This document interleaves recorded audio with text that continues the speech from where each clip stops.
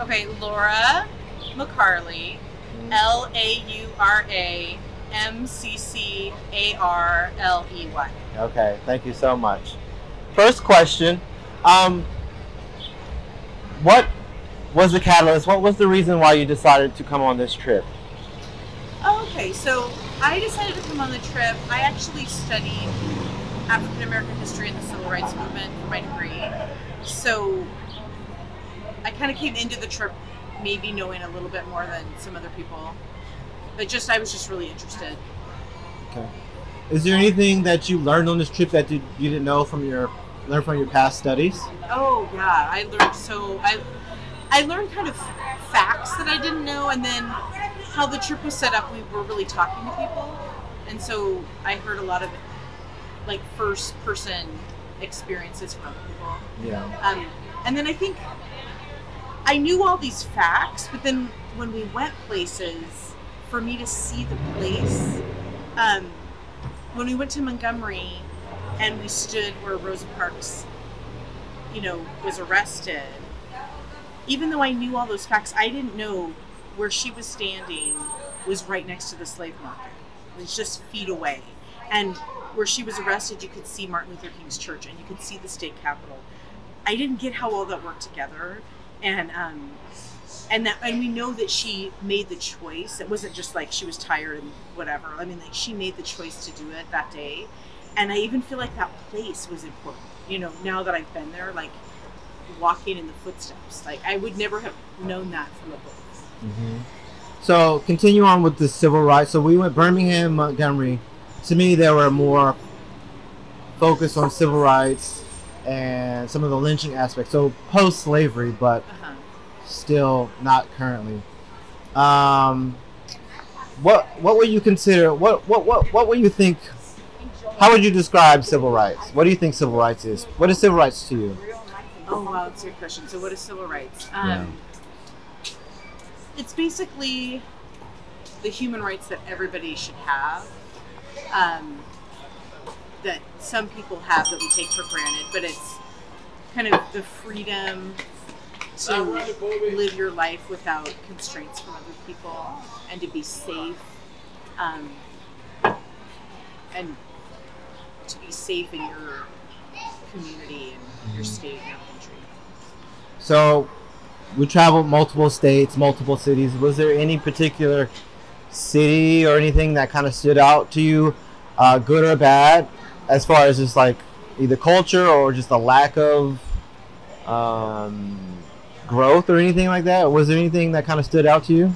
Oh, well, I feel like each place really touched me.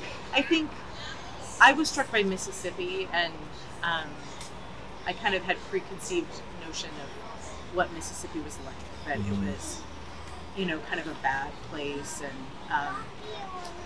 kind of run down. And I think in some ways it kind of is after visiting, but I think because we were going places and interacting with people, we still met real people and kind of saw the heart of those people. But then we also, like in Jackson, there's so much that just looks, everything, there's whole areas where the buildings are empty, whatever. Yeah. So I think that was probably the saddest physical place in terms of how it looked. Mm-hmm. A couple more questions. You spoke about the slave cemetery. What are your thoughts on? I'm not cemetery. Oh, the plantation. Yeah. Oh, yeah, and I think that's the thing that kind of hit me the hardest. Just the idea that it's 2021 and that's like only been around a few years.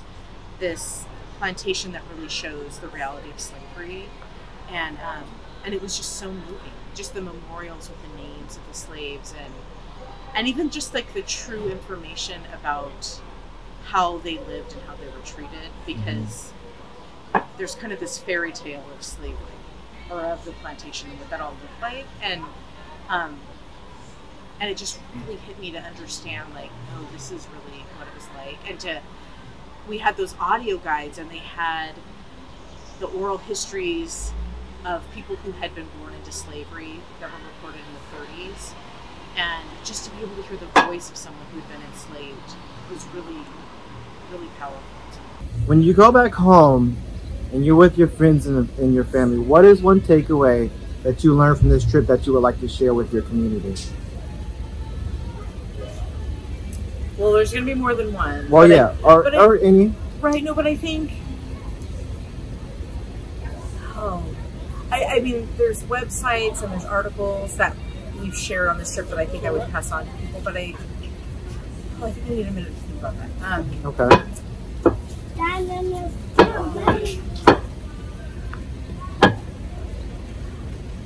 You can come back to that. Yeah, well, no, I think